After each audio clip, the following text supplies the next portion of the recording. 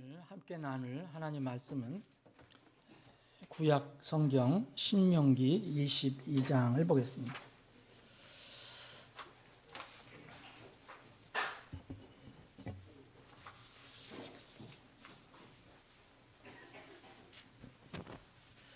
신명기 22장 1절로부터 11절까지 제가 빠른 속도로 봉독해 드리겠습니다. 1절부터 8절까지 하겠습니다. 1절까지 8절까지. 내 형제의 소나 양이 길 잃은 것을 보거든 너는 그것들을 떠나 숨지 말고 어떤 경우든지 반드시 그것들을 끌어다가 내 형제에게 다시 줄 것이요 내 형제가 내게서 가까이 있지 않거나 내가 그를 알지 못하거든 그 짐승을 내 집으로 끌고 와서 내 형제가 찾을 때까지 내게 두었다가 그에게 그것을 다시 돌려줄지니 그의 나귀도 그리하고 그의 의복도 그리하며 내 형제가 잃어버렸으나 내가 발견한 것 즉 그가 잃어버린 모든 것도 그리하고 너는 숨지 말라. 내 형제의 나귀나 소가 길에 넘어진 것을 보거든 너는 그것들을 떠나 숨지 말고 반드시 그를 도와 그것들을 다시 일으킬지니라. 여자는 남자에게 속한 것을 입지 말고 남자는 여자의 의복을 입지 말라. 그렇게 하는 모든 자들은 주 내 하나님께 가증한 자니라. 나무에나 땅 위에 있는 새의 둥지에 새 새끼나 알이 있고 어미새가 그 새끼나 알을 품는 것을 길에서 네 앞에서 보거든 너는 그 어미새와 새끼를 함께 취하지 말고 어미새는 반드시 놓아주고 새끼를 취할지니 그리하여 하면 내가 잘되고 내 날들을 길게 하리라. 내가 새 집을 지을 때에는 지붕의 난간을 만들어 사람이 거기서 떨어질지라도 피가 내 집에게 돌아가지 않도록 할지니라. 아멘. 아버지 하나님, 오늘도 저희들에게 복을 허락해 주셔서 하나님의 집에 나와 구원받은 기쁨과 감격과 감사로 주님을 찬양하고 예배할 수 있게 해주셔서 감사합니다. 이것이 우리에게 주신 복임을 잊지 않게 해주시길 원합니다. 오늘 우리에게 주신 이 생명의 말씀을 저희들이 곰곰이 묵상하기를 원합니다. 하나님 말씀을 우리가 다 때로는 이해하지 못하더라도 어떤 말씀을 통해서 우리에게 큰 감동을 주실 때가 있음을 고백합니다. 오늘도 이 말씀이 우리 사랑하는 지체들 각자의 가슴 속에 심겨지는 하나님의 능력의 말씀, 생명의 말씀이 되게 해 주시옵소서. 사람은 우둔합니다. 말을 전하는 자도 여전히 우둔합니다. 그러나 성령님께서는 모든 것을 다 간파하시고 초월하시고 또 가장 좋은 것으로 인도해 주신 분임을 믿고 주님께 모든 것을 맡깁니다. 성령 하나님께서 이 시간을 주재해 주시고 이 말씀도 우리 각자의 마음속에 잘 풀어서 깨닫고 좋은 교훈, 진리를 얻게 해 주시옵소서. 거룩하신 예수님의 이름으로 기도합나이다. 아멘. 제가 요새 목소리가 많이 잠겨서 최근에 그런 증상이 있어서 좀 여러분 갑갑하시더라도 좀 이해를 해주시기 바랍니다.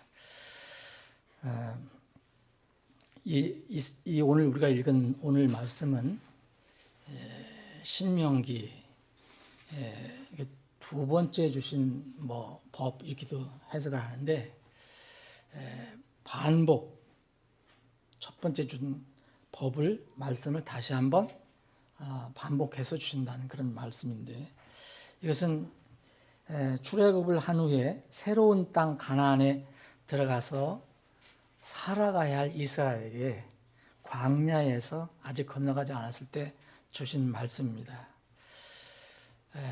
광야에는 다른 이방인들이 없습니다. 이교도들도 없습니다. 그런데 가나안에 들어가면 여러 이교도들이 있어요. 이 사람들은 하나님을 모르고 또 대적하고 하는 그래서 삶이 아주 문란하고 그런 삶을 살았던 사람들입니다. 그런 사람들을 가서 싸우면서 그들을 내쫓고 또 거기서 정착하여 살아가야 할 때 필요한 말씀이라고 주님께서 주신 것입니다. 이런 말씀을 우리가 읽어볼 때 이런 생각이 듭니다. 오늘 9절, 10절, 11절까지 제가 더 연장해서 읽어드리면 너는 네 포도원에 여러 가지 씨를 뿌리지 말지니 그리하면 내가 뿌린 내 씨의 열매와 포도원의 열매가 다 더러워질까 염려하노라. 너는 소와 나귀를 함께 써서 밭을 갈지 말지니라. 너는 양털과 아마로 섞어 짠 것 같이 여러 가지를 섞어 짠 옷을 입지 말지니라. 너는 내 몸을 덮는 데 쓰는 의복은 내 귀에 술 만들지니라. 이런 것을 쭉 읽어보면 아니 하나님께서 왜 이렇게 소소한 것까지도 다 말씀하실까? 이런 것을 왜 법으로 주셨을까?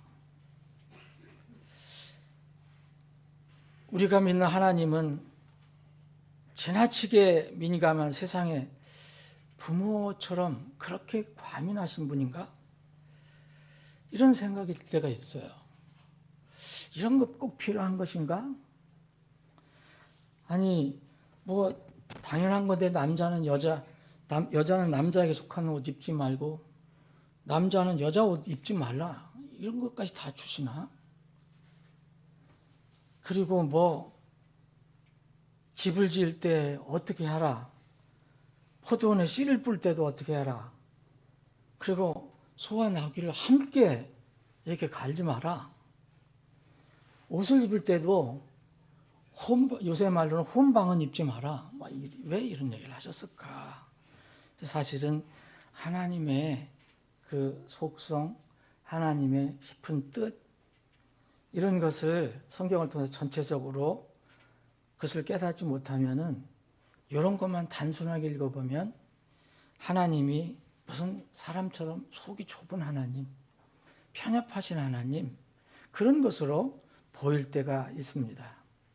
그런데 하나님은 완전 무결하신 분입니다. 전지전능하신 분입니다. 흠이나 조그만 티도 없는 정말 거룩하신 분입니다. 하나님의 입에서 나온 말씀은 그러므로 다 거룩하고 1.1획도 헛된 것이 없습니다. 하나님의 뜻과 사람의 뜻은 다르다는 것을 우리가 알아야 합니다. 하나님의 뜻에 우리가 맞춰갈 때는 같이 될 수 있지만 하나님의 뜻하고 사람의 뜻을 이렇게 평행으로 놓고 보면 정말 항상 다릅니다. 하나님의 생각, 우리 생각과 다릅니다. 그래서 먼저 우리는 이것을 인정해야 합니다. 주님께서 이사야 예언자를 통해서 이렇게 말씀하셨습니다. 내 생각들은 내 생각들과 다르고 내 길들은 내 길들과 다르니라. 우리가 생각하는 것들, 우리가 가려고 하는 길들 이런 것들은 하나님 것과 다를 때가 너무 많습니다. 그래서 하나님께서 말씀하세요. 그러면 누구 것이 옳으냐? 하늘들이 땅들보다 높은 거지. 내 길들은 내 길들보다 높고 내 생각들은 내 생각들보다 높으니라.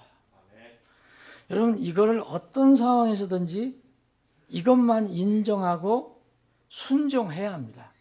이렇게 인정하고 순종하는 것은 그 순간부터 복이 됩니다. 이를 달고 자꾸 의심하고 세상에서 성경을 막 이렇게 비판하고 비난하고 그런 사람 있잖아요. 무슨 성경에 대해서 이상하게 얘기하고 그러는 사람. 이런 이야기를 듣기 시작한 순간부터 그거는 복이 아니라 불행으로 바뀌기 시작합니다. 하나님의 지혜, 하나님의 생각, 하나님의 길은 막아야 할 파도가 없는데 괜히 방파제를 만들으라고 하시지 않습니다. 그런 법은 하나님 법 속에 없습니다. 우리가 육신이 없는 천사라면 정말 천상 육신이 없잖아요. 우리에게 육신의 소욕을 잘 다스리라고 그렇게 자꾸 말씀하실 필요가 없어요. 그러나 우리는 하늘에 가기까지 육신의 소욕이 있는 사람들입니다. 아무리 구원받고 변화받았어도 육신의 소욕은 우리가 죽기 전에 있고, 또 죽기 전에 혹 주님이 오셔서 우리를 불러주시면 영화로운 몸으로 바뀌어지기 전까지는 우리는 육신의 소욕이 있습니다. 그걸 어떻게 잘 다스리냐 못 다스리냐가 문제지, 우리가 구원받았다고 육신의 소욕이 없다고 이야기하는 것은 참 어리석은 얘기입니다. 그래서 하나님은 계속해서 육신의 소욕을 다스리라라고 반복적으로 말씀하시는 겁니다. 오늘 읽은 여러 가지 규정들이, 소유하는 법 규정들이 있는데 그런 일이 일어날 가능성이 많기 때문에 이렇게 말씀을 꼼꼼하게 이스라엘 백성에게 주신 겁니다. 이스라엘 백성은 광야에서 처음서부터 나와서 살 때까지, 광야까지 왔을 때 예를 들어서 5절 같은 말씀은 해당이 필요 없어요. 그런데 이교도들 땅에 들어가면 거기에는 벌써 이런 게 창조일수가 문란해지고 남자고 여자고 이런 게 구별이 안 되고, 우리 지금 이 시대가 또 그렇게 돼가고 있잖아요. 소돔과 고모라 같은 그런 상황이 거기에 가나안 땅에 있었습니다. 이교도들 사이에. 그래서 이런 것들을 미리 말씀하신 거예요. 이렇게 하는 사람들은 정말 가증한 자다라고 얘기한 거예요. 이교도들은 그렇게 살았기 때문에 너희들은 그렇게 하면 안 된다라고 말씀하신 겁니다. 여러분, 그래서 우리는 하나님의 말씀은 하나님의 은혜로운 손길임을 알고 불평 대신 감사를 해야 되고요, 무관심 대신 관심을 기울여야 되고, 또 교만함 대신 겸손하게 대해야 되고, 적당히 경솔하게 하나님 말씀을 대하는 게 아니라 주의 깊게 대해야 합니다. 그럴 때 하나님께 준비하신 복을 받을 수가 있습니다. 오늘 여러 가지 규정 중에서 다른 것을 말씀드리지 않고요, 8절을 중심적으로 말씀드리겠습니다. 8절 다시 한번 읽어보면, 내가 새 집을 지을 때에는 지붕에 난간을 만들어 사람이 거기서 떨어질지라도. 자, 지붕에 난간을 만들라 그랬어요, 집을 질 때. 그리고 피가 내 집에 돌아가지 않도록 해라, 이런 말씀을 주셨어요. 신명기 22장에 온갖 이런 제도, 법, 규정 이런 것들은 한마디로 이교도들은 아주 타락되어 있지만 구원받은 이 이스라엘에서 구원받은, 몸으로 구원받은 이스라엘도 사실은 똑같은 인간이기 때문에 사람들의 마음이 얼마나 더럽고 타락되어 있는가 하나님 보실 때 그것을 반증하는 것입니다. 만약 사람들이 그렇지 않다면 주님께서 이렇게 복잡한, 이렇게 다양한 법을 주실 필요가 없어요. 예레미야 예언자는 사람의 마음을 이렇게 단정적으로 얘기합니다. 마음은 모든 것보다 거짓되고 사악하니, 극도로 사악하니 누가 그것을 알 수 있으리요 그랬어요. 사람의 마음은 정말 하나님 보시기에 거짓됩니다. 악합니다. 마음에서, 그래서 예수님께서 마음에서 온갖 것들이 악한 것이 나온다고 했어요. 먹는 것이 더러운 것이 아니고, 종교인들, 바리새인들은 손 안 씻고 먹는다고, 더럽게 먹는다고 얘기했지만 그 사람들의 마음 속에 얼마나 더러운가를 주님께서는 역으로 말씀하셨습니다. 손 안 씻고 먹는 것은 더럽지 않다 그랬어요. 더러운 것은 너희들 마음속에 나온 거다. 악한 생각, 살인, 간음, 음행, 도둑질, 거짓 증언, 신성모독 이런 것들이 다 너희들 마음에서 나온다. 이렇게 말씀하셨습니다. 사람은 이렇게 하나님 앞에 서면 더러운 것뿐입니다. 구원받아도 마찬가지입니다.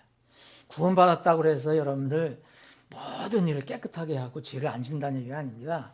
하나님께서 너는 내 말을 믿었기 때문에, 내 아들 예수 그리스도의 피를 믿었기 때문에 내가 너를 의인으로 간주해 준다. 내가 아들로 삼아준다는 거지, 그 아들이 완전히 깨끗한 거 아닙니다.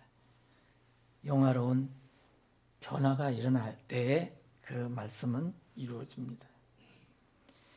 이 사람의 마음이 이렇게 더럽고 악한데, 그러면 이런 것들을 사람들이 하나님 눈에서 피할 수 있겠나? 못 피한다는 겁니다. 절대로 못 피한다. 이 우리의 육신의 부모도 자기 자녀들의 습관 같은 거, 행동 완전하게 인지 못합니다. 그렇죠? 얼마든지 자녀들이 부모를 속일 수도 있습니다. 그런데 하나님은 못 속여요. 하나님의 그 온화하시고 섬세하신 돌보심에는 사실 사소한 것 없고 가치 없는 것은 아무것도 없습니다. 우리가 그렇게 생각하는 것뿐입니다. 하나님께서 참새도 먹이시고, 이스라엘 위해서는 졸지도 않으시고 주무시지도 않으시다고 했는데, 왜 이렇게 이스라엘을 위해서 졸지도 않으시고 주무시지도 않느냐? 그럼 지금의 이 시대의 영적인 이스라엘은 누굽니까? 구원받은 하나님의 백성들 아닙니까? 그 우리를 위해서 졸지도 않으시고 주무시지도 않는다면 그분은 왜 이렇게 정말 어떤 우리의 자녀를 위해서 간절히 밤낮으로 애쓰는 부모처럼 그렇게 하실까? 여러분들 여기에 신명기나 뭐 이런 여러 가지 이 말씀을 보면은 음식에 관해서도 이렇게 먹어라, 이런 거 먹지 마라, 이런 거 먹어라, 의복은 이렇게 입어라, 뭐 예절은 이렇게 해라, 태도는 이렇게 해라. 여러분 집을 지을 때, 오늘 얘기는 집을 지을 때는 또 이렇게 해라, 건축법까지 말씀하시고, 또 뒤에 농사 지을 때도 말씀하시, 농사법까지 말씀하시고, 또 나가보면 전쟁할 때 어떻게 해라, 또 너희 개인 생활은 어떻게 하고, 대인 관계는 어떻게 하고. 여러분 이런 것을 우리가 뭐 이렇게 사소하게 말씀하셨을까 아니라, 그분이 우리의 하나님이라는 것을 알고 나는 그분의 아들이라는 것을 알게 되면, 하나님의 참으로 그 마음은 섬세하시구나. 밤이나 낮이나 집안이나 밖이나 위대하신 우리 아버지 하나님, 창조자 하나님, 나를 위해서 이렇게 늘 살펴보시는구나. 하나님의 임재를 우리가 느낄 수 있습니다. 여러분 하나님의 임재는 신비한 어떤 그런 체험을 가지고 사람들 많이 얘기하는데, 여러분 성경 말씀을 읽을 때 이게 아버지의 말씀이다, 이건 정말 리얼하게 정말 생각해 보면 하나님의 임재를 느낄 수 있습니다. 아버지의 임재를 느낄 수 있습니다. 1절부터 4절까지는 이제 집에 관해서, 여기서 여러분 오늘 말씀드린데 집에 관해서 지금 말씀드린 겁니다. 자세한 거는 다른 말씀드리지 않겠습니다. 여기 2절에 보면은 이제 그 짐승을 내 집으로 끌고 와서, 어떤 이제 양이 길을 잃어버렸어요. 소가 길을 잃어버렸어요. 막 이 집을 나와서 헤매는 걸 봤을 때 그 짐승을 무관심하게 보지 말고 내 집으로 끌고 오라 그랬어요. 22장 2절 보면 그 짐승을 내 집으로 끌고 와서 내 형제가 찾을 때까지 내게 두었다가 그에게 그것을 다시 돌려주라. 모든 거 그렇게 하라는 거예요. 목도 그렇게 하고, 그런 거에 대해서 무관심하게 모른 채 하지 마라. 그런 거에 대해서 숨지 마라. 여러분 오늘 이 8절하고 2절에 집이라는 단어가 나왔어요. 집, 내 집, 그리고 8절에 보면 새 집, 그리고 내 집 나옵니다.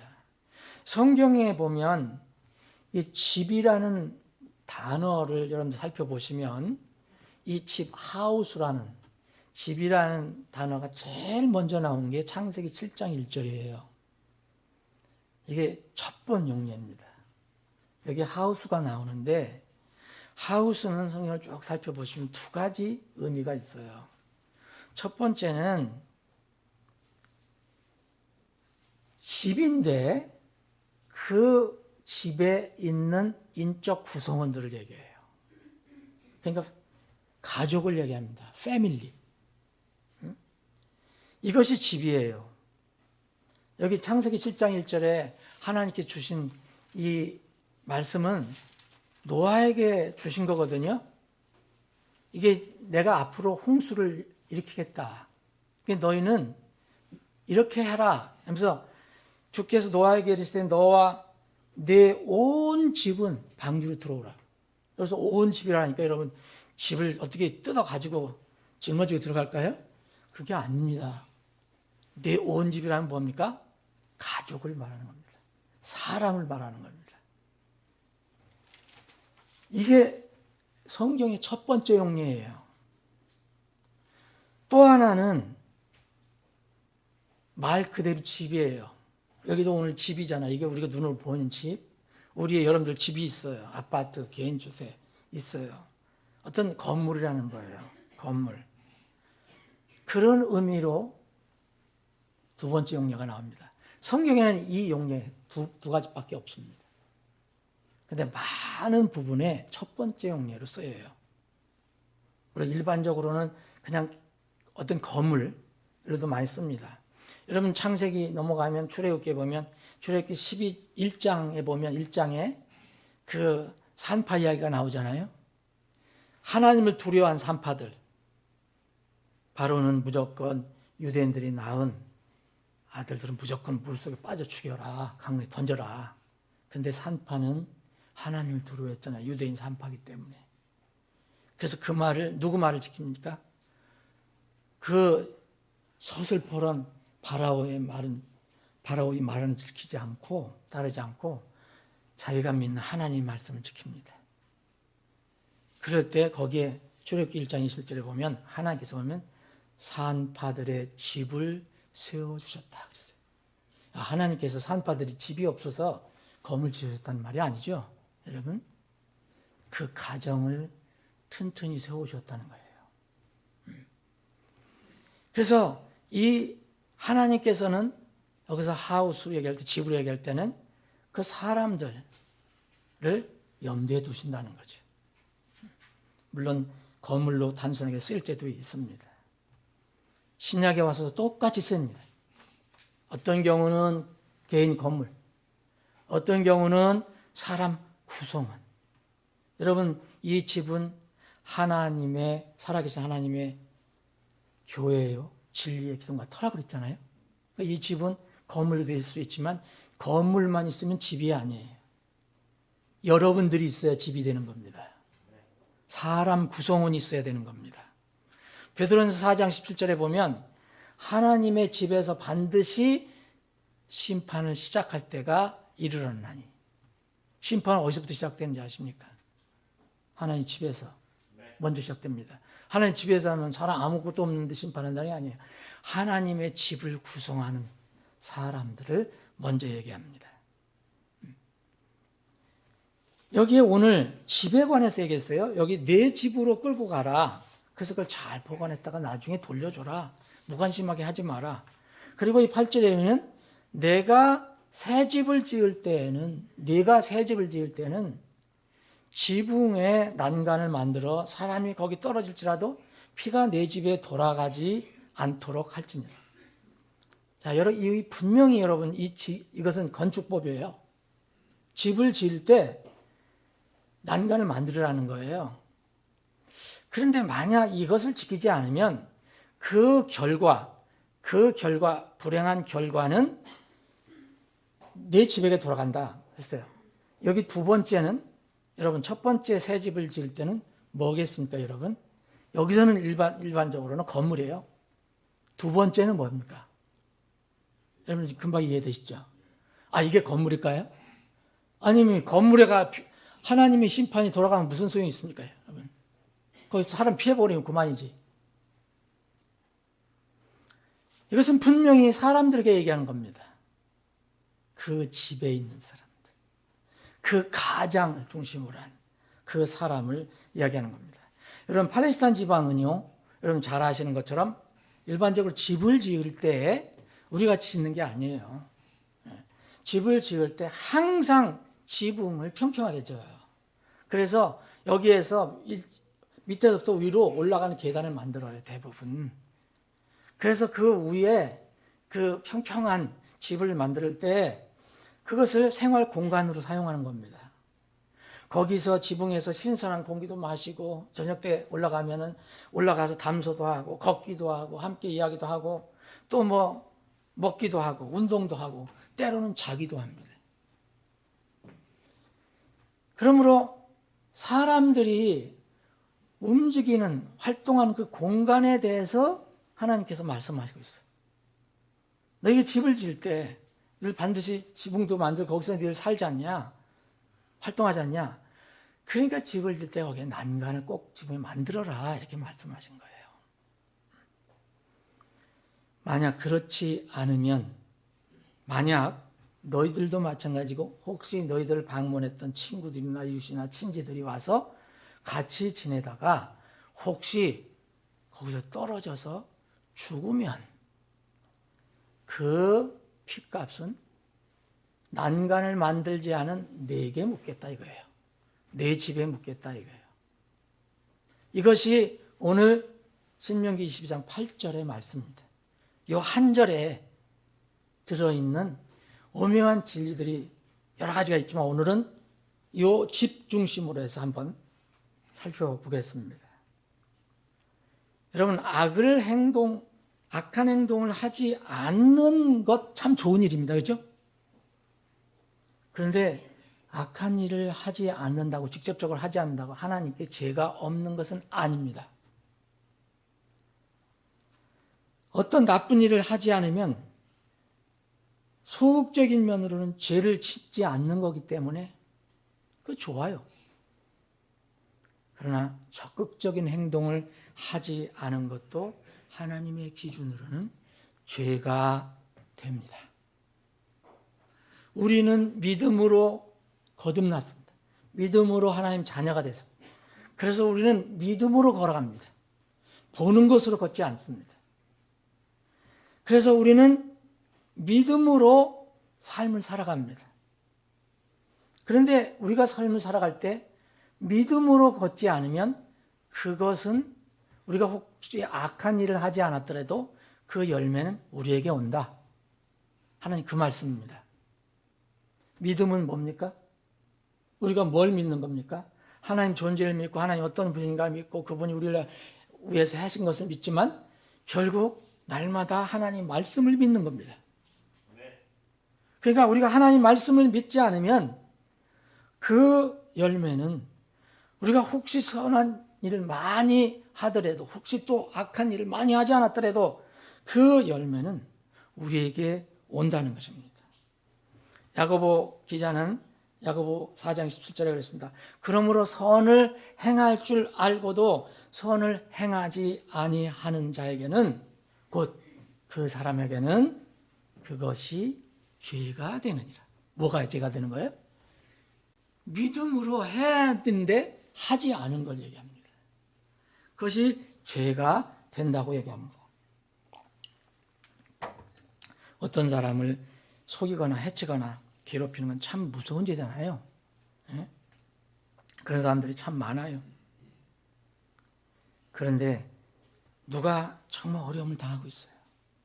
정말 고통을 받고 있어요. 그런데도 우리가 모른 체하고 무관심한 거, 이거 하나님 볼 땐 죄입니다. 너무 엄격한 그런 말씀이라 좀 힘들다고 생각하실 수도 있겠지만 이것은 여전히 하나님 말씀입니다. 여러분, 북한 공산당 김정은 정권 하에서 얼마나 많은 사람이 고통받는지 여러분들은 모르지만 저는 거기에 관심 많으니까 그 자료를 보고 뭐 들어오면 가슴이 메어집니다. 근데 제가 어떻게 할 수 있는 방법이 없잖아요. 제가 어떻게 뭘 가지고 탱크를 몰고 올라갈 수도 없고. 그래서 늘 기도합니다. 하나님, 저들을 불쌍히 여겨달라고. 빨리 건져달라고. 여러분, 무관심하면은 여러분 우리가 기도를 할 수가 없습니다. 관심 있는 것에 따라서 기도를 합니다. 여러분, 정말 북한에서 얼마나 많은 무자비한 일, 정말 상상 초월하는 그런 짐승과 같은 삶을 살아가는지 여러분 모르시는 분들은 모르는 것 같습니다. 여러분, 김정은 정권이 행하는 행동 정말 무서운 죄입니다. 그거 하나님께서 다 일일이 정말 다 앞으로 심판하실 것입니다. 그런데요, 우리가 이런 거에 대해서 무관심한 것도 하나님께서는 믿음으로 살지 않았기 때문에 그것도 죄가 될 수 있다 말씀하십니다. 잠언 기자는 이런 우리에게 참 이런 것을 읽으면 마음이 무거운데 이런 말씀을 우리에게 주셨어요. 잠언 24장 11절 보면 네가 만일 죽음으로 끌려가는 자들과 죽임을 당할 자들을 구출하려 하지 아니하고 말하기를 보라 우리는 그것을 알지 못하였노라 할지라도 마음을 살피시는 이가 그것을 깊이 생각하지 아니하시겠느냐? 또 내 혼을 지키시는 이가 그것을 알지 아니하시겠느냐? 그분께서 각 사람의 행위대로 각 사람에게 보응하지 아니하시겠느냐? 사랑하는 여러분, 저도 인권이란 단어를 좋아합니다. 사람은 권리를 가지고 있어요. 태어날 때부터 하나님의. 그런데 우리는 인권에 대해 잘못 알고 있어요. 이 땅에서는. 정말 저런 것이 인권이라고 할 건, 요새는 개권까지도 얘기하고 뭐 짐승권까지도 얘기하는데 여러분 그렇게 인권 얘기하는 이 땅에서 북한에 대해서는 왜 이렇게 무관심합니까? 이 정부는 북한의 동포들이 저렇게 무자비하게 죽고 서형당하고 짐승처럼 사는데도 왜 인권 얘기 안 합니까? 같은 민족인데 개보도 못한 겁니까? 우리나라 강아지보다 못합니까? 뭔가 잘못돼 가는 겁니다.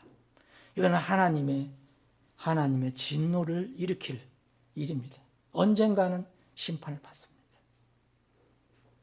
우리가 북한 인권에 대해서 얘기하니까 다른 나라는 다 얘기하는데 우리나라는 그걸 빠지지 않습니까? 이 정부에서. 여러분 유엔 결의에서도 그 빠졌어요. 우리는 모르겠다. 저를 이걸 정치적으로 얘기한다고 생각하시면 안 됩니다. 여러분들은 북한을 위해서 어떻게 기도하십니까? 정말 이거는 우리의 큰 책임입니다. 여러분, 지붕의 난간을 만들려는 두 가지 목적이 있어요. 이유가 있어요. 하나님께서. 첫 번째는 사람이 떨어져 죽지 않도록 하라는 거예요.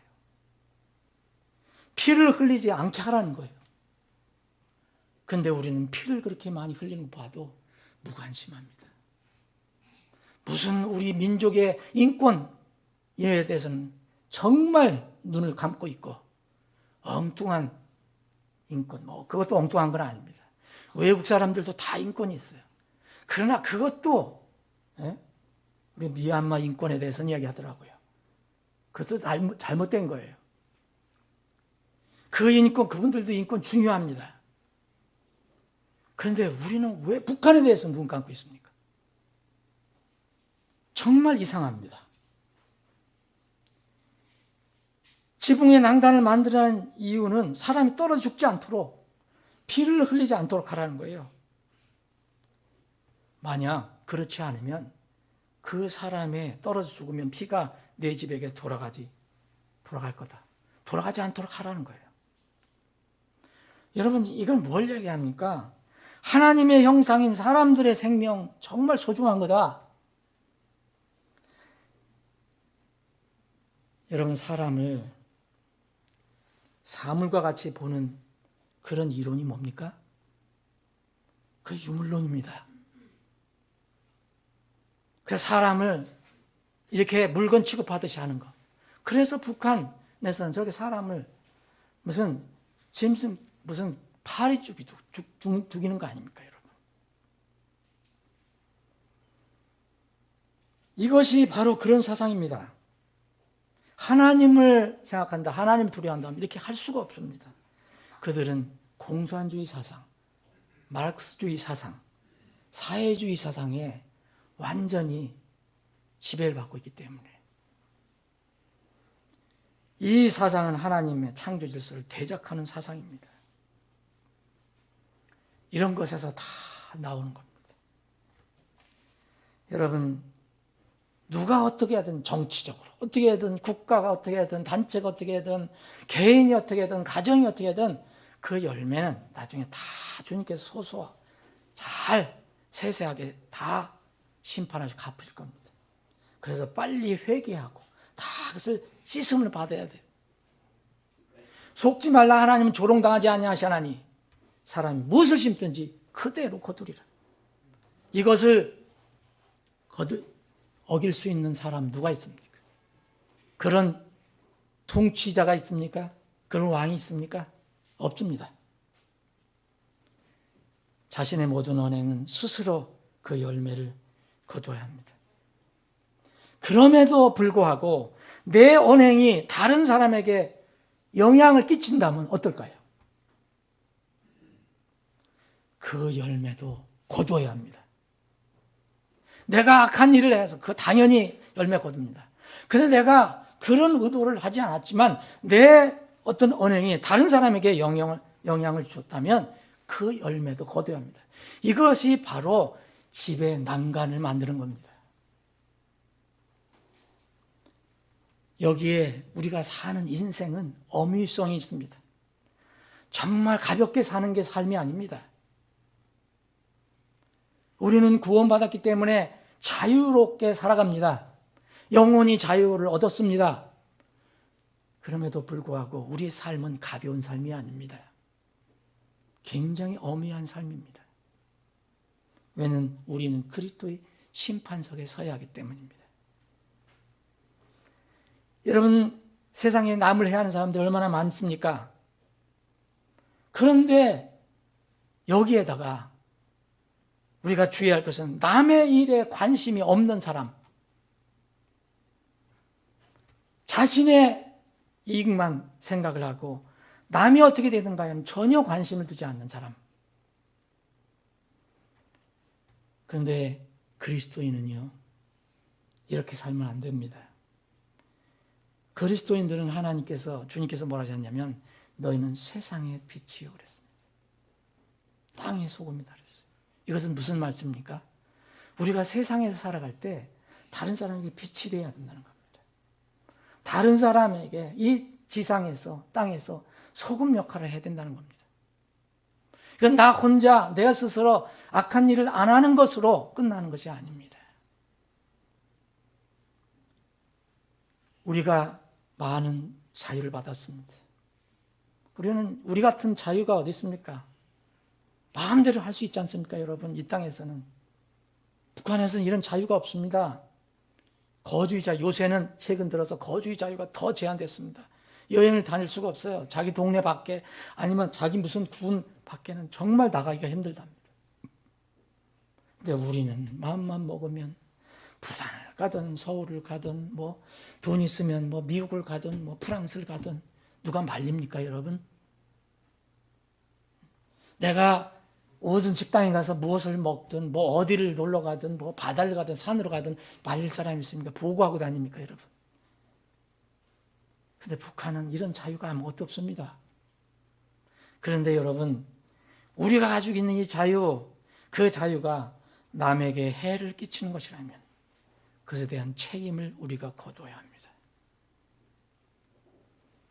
여러분, 이런 행동으로 이스라엘 역사 속에서 하나님의 심판을 받은 사례들이 수없이 많이 기록되어 있습니다.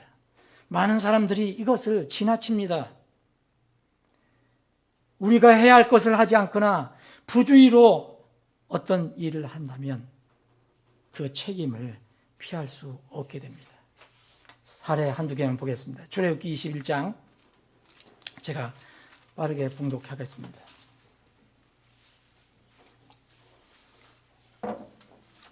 출애굽기 21장 28절 소가 남자나 여자를 받아서 그들이 죽으면 그 소는 반드시 돌로 쳐서 죽을 것이요 그것의 고기는 먹지 말 것이며 그 소의 주인은 형벌을 면하려니와 그 소가 전에도 뿔로 받는 버릇이 있고 그 사실이 그 주인에게 입증되었음에도 불구하고 그가 그 소를 가두지 아니하므로 그것이 남자나 여자를 죽이면 그 소는 돌로 쳐서 죽이고 그것의 주인도 죽일지니라. 여러분, 왜 이런 법을 이스라엘 백성에게 주셨습니까? 우리는 지금 이렇게 지키지 않습니다. 그러나 하나님은 왜 이런 법을 주셨습니까? 이스라엘 백성은 선민이었습니다. 이교도와 똑같이 살면 안 됩니다. 이런 분명한 책임이 있었습니다. 계속해서 자기가 가지고 있는 소가 뿔로 받는 버릇이 있고 그 사실이 주인에게 입증되었음에도 그냥 방치하면, 그래서 그 소가 다른 사람을 뿔로 받아 죽였다면 그 책임이 누구한테 들어갑니까? 소는 당연히 죽습니다. 그 소 주인에게 간다는 말씀입니다. 여러분, 이런 말씀이 곳곳에 있어요. 여러분, 신약에도 나와 있고요. 사랑하는 여러분, 지붕의 난간, 집을 지을 때 지붕의 난간은 그 위에 있는 어떤 장치를 얘기합니다. 사람은 모든 것이 머리로 모든 생각을 합니다. 머리로 생각하고 가슴으로 내려 보냅니다. 마음으로. 참 머리가 중요합니다. 생각하는 거, 궁리하는 거, 상상하는 거 정말 중요합니다. 여러분, 이것을 적용해 보면 우리는 생각하는 것에 난간을 만들어야 합니다. 그렇지 않으면 사람은 멸망합니다. 고린도후서 10장에 이런 말씀을 주셨습니다. 고린도서 10장 4절 우리의 전쟁 무기는 육신에 속하지 아니하고 하나님을 통해 강력하여 요새들도 무너뜨리느니라. 우리는 상상하는 것과 하나님을 아는 지식을 대적하여 스스로를 높이는 모든 높은 것을 무너뜨리고 모든 생각을 사로잡아 그리스도께 순종하게 하며. 여러분, 어떻게 하라고 합니까? 우리의 생각하고 상상하는 이런 것들을 다 사로잡아서 그리스도 앞으로 부복하게 하라는 거예요. 우리 삶 속에서, 우리 생각 속에서 우리는 세상에 대해서 난간을 만들어 놓지 않습니다. 위험하다고 생각지 않습니다. 그런데 무척 위험합니다. 우리가 집을 지을 때, 우리 삶을 살아갈 때 난간을 만들어야 합니다. 난간을 만들어야 나도 살 수 있고 다른 사람도 살릴 수가 있습니다. 사랑하는 여러분, 지금 우리 교회 어린 영혼들이 있잖아요. 보기만 해도 웃음이 나고 좋잖아요. 그죠? 예를 들어 주아, 보미, 주희, 주혜, 나은이, 이런 애들 참 얼마나 귀엽습니까? 그런데 이런 애들을 보면은 여러분 느낀 게 없습니까? 이 아이들의 일은 도대체 무엇입니까? 이들이 하는 일이 지금 뭡니까? 가장 중요한 일이 뭡니까? 이 어린 아이들에도 일거리가 있습니다. 배고프면 먹어야 되고요. 졸리면 자야 되고, 심심하면 칭얼대요. 뭐가 안 좋은 거 있으면 칭얼댑니다. 기분 좀 웃고. 이 아이들이 하는 일이라는 건 전부 노는 일이에요. 열심히 노는 일. 그게 엄마, 아빠를 기쁘게 합니다. 이 아이들이 하는 일은 맨날 노는 일이에요. 그런데 이 아이들이 모르는 게 있어요. 엄마 아빠가 어떻게 지켜보고 어떻게 보호하는지 몰라요. 중구난방으로 막 놀죠. 그래서 엄마들은 다, 아빠들은 다 이렇게 살펴보고 있지 않습니까? 이 아이들은 부모의 품 안에서, 시야 안에서 살아가는 겁니다. 엄마가 자신의 시야에 없으면 두려워합니다. 웁니다. 오직 관심은 엄마 아빠예요. 그리고 먹고 노는 일이에요. 다른 거 없어요. 그런데 조금 더 크면 문제가 생깁니다. 자신의 행동 범위를 넓히기 시작합니다. 생각하는 범위를 막 넓히기 시작해요. 상상을 막 해요. 세상 것도 막 받아들이기 시작해요. 엄마 아빠 말보다도 자기가 생각하고 상상하는 거, 세상에서 말하는 거를 더 귀를 열기 시작합니다. 시야를 다른 곳으로 돌리기 시작합니다. 이때가 사춘기죠. 여러분, 사춘기 때는 아예 엄마 아빠 보호를 받기 싫어하고 엄마 아빠 시야에서 벗어나려고 하는 거 아니에요? 이때가 위험한 겁니다. 사춘기 때는 부모님의 보호와 사랑의 울타리 안에 사는 것이 얼마나 행복한 건지 모릅니다. 어린아이 순진무구할 때는 그렇게 재밌게 지내고 놀고 그래도 그런 개념도 없지만 이제 조금 생각을 넓히기 시작하면 이제 그것이 얼마나 좋은 것이고 행복한 것이 모르고 자기 생각대로 하려고 하는 겁니다. 우리 사람도 하나님과의 관계에서 똑같습니다.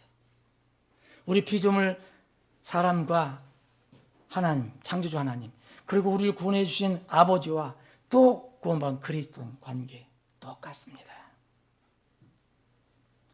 믿음으로 선택하고 결정하고 실천하고 하나님의 울타리 안에서, 하나님의 말씀의 보호벽 안에서 사는 것이 복이라는 것을 우리는 때로는 잊습니다.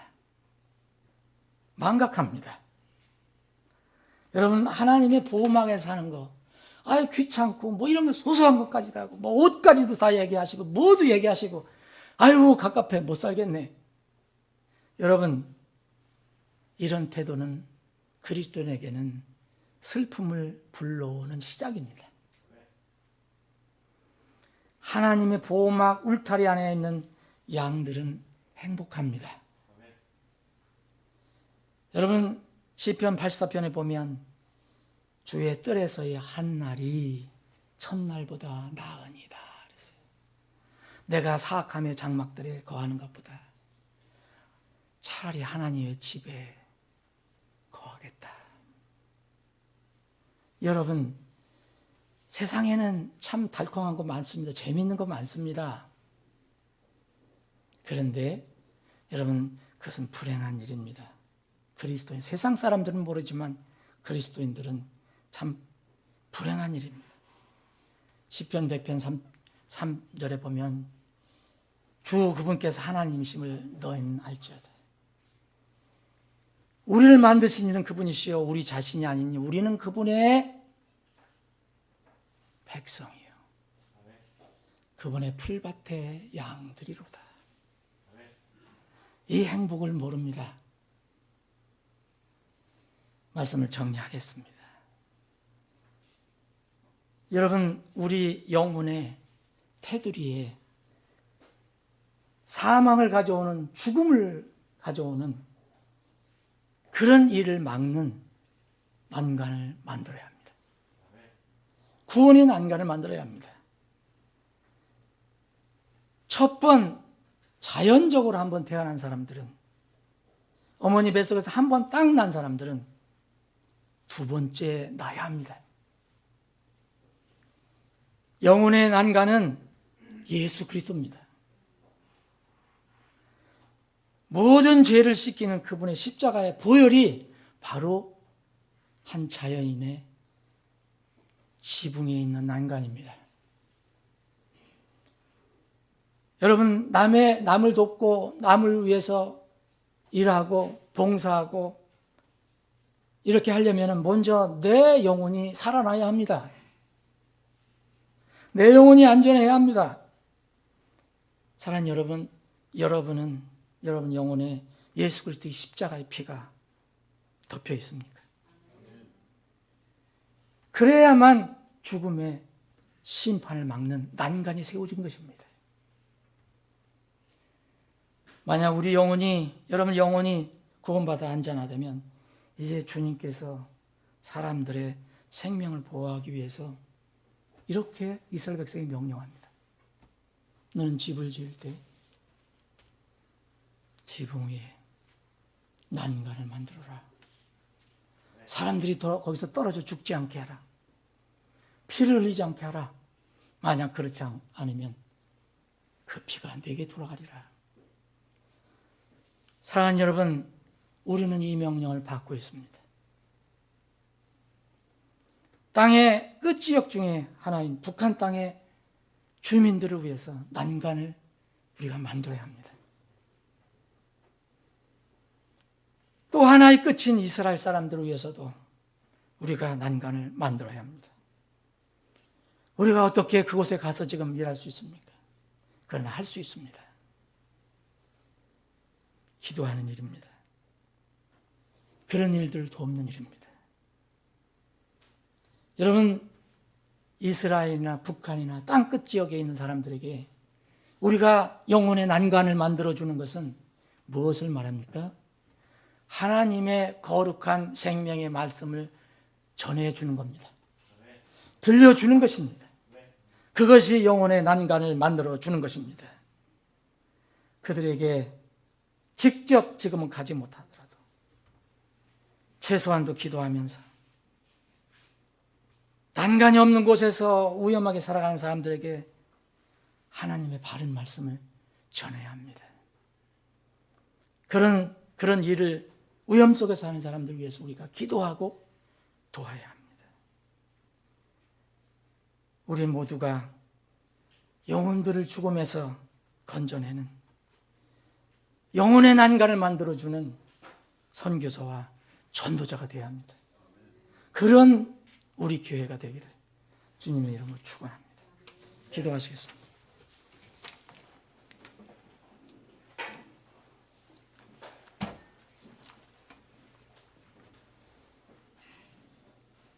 이 말씀을 듣는 혼들 중에 혹시 아직도 영혼의 난간을 만들지 못해서 늘 떨어져 죽을 위험에 있는 혼들이 있다면 정말 더 이상 미루지 말고 십자가에 달려 피 흘려 죽으신 그 예수 그리스도를 여러분의 개인의 구원주로 믿고 받아들이시기 바랍니다. 영혼의 난간을 튼튼하게 세워야만 내가 살 수가 있습니다. 여러분의 그 혼을 위한 영혼의 난간을 세우셨다면, 이미 그리스도인이 됐다면, 이미 하나님의 자녀가 됐다면 여러분들에게 또 주신 명령입니다. 내 집을 지을 때에 지붕 위에 난간을 만들어서 사람이 떨어지지 않게 하라, 죽지 않게 하라, 피를 흘리지 않게 하라 명령하셨습니다. 주님께서 여러분들 주위에 있는 혼들을 참으로 불쌍히 여겨주십니다. 여러분들 삶 속에 난간을 만들어 주십시오. 그래서 그들을 안전하게 그 난간 안으로 불러들이십시오. 이것이 우리에게 주신 전도와 선교입니다. 코로나가 어떠하든, 세상이 어떠하든, 화산이 폭발하고 지진이 일어나든 이 명령은 주님 오실 때까지 우리에게 유효한 명령입니다. 아버지 하나님, 오늘도 말씀을 주심을 감사합니다.